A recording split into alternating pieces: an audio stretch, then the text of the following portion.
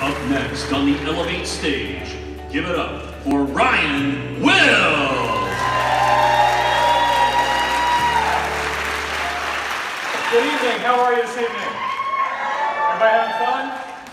Everybody learning something about your community? I'd like to give you an idea tonight to help you carry it back to your homes and neighborhoods. For the last 10 years, I've been a homicide prosecutor, and before that I was a sex crimes prosecutor.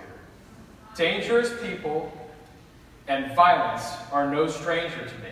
But rather than stand here and talk to you about all of the ways that one person can hurt another, what I'd like to do is talk to you about an idea I had that can make your neighborhood safer and protect your children from the dangers that lurk in the darkness.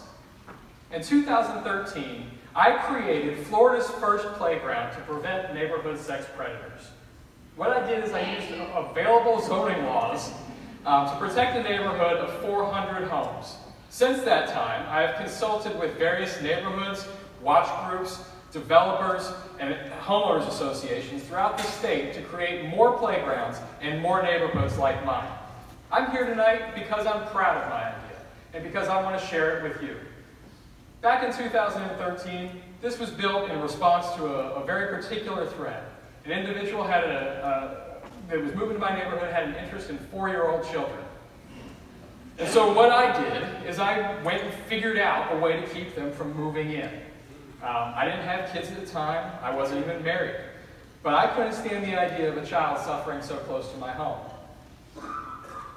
So what we did at Bayberry Lakes was we went around and we figured out where we needed to construct this playground in order to maximize our coverage, in order to give us enough protective area that a sex predator could not live in our neighborhood. Because I'm sure that each of you knows a sex predator cannot live within 1,000 feet of a playground, a school, a child care facility, or a place where children congregate. And so what better way to keep them away from your home and your kids than to give your kids something that they can play with every day? And that's exactly what we did.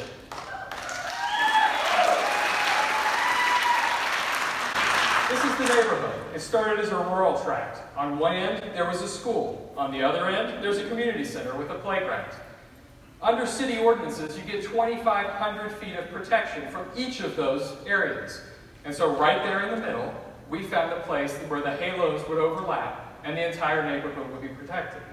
And I'm pleased to announce tonight that very soon the entire area west of 95 in Daytona Beach will be closed to the relocation efforts of sexual predators.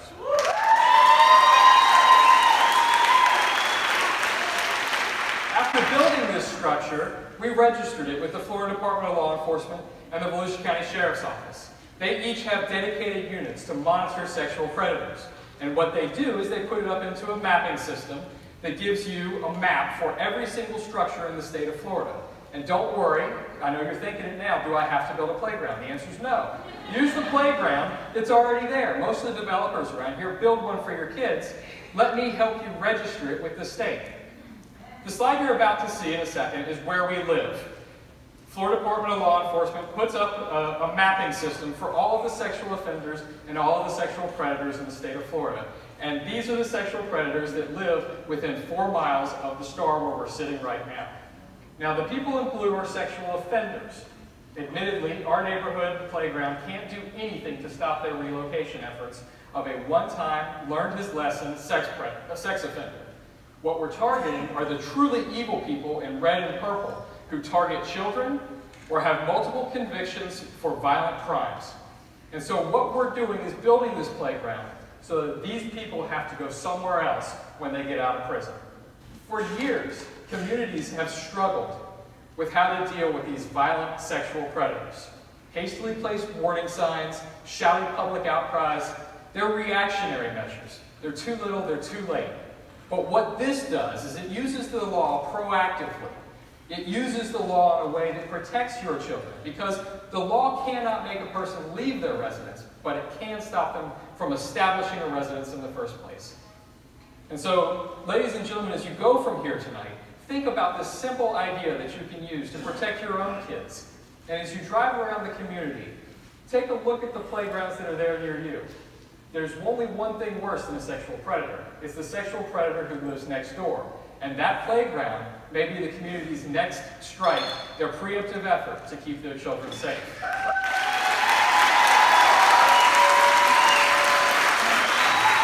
you need help establishing one of these playgrounds, feel free to give me a call. My number's in the program.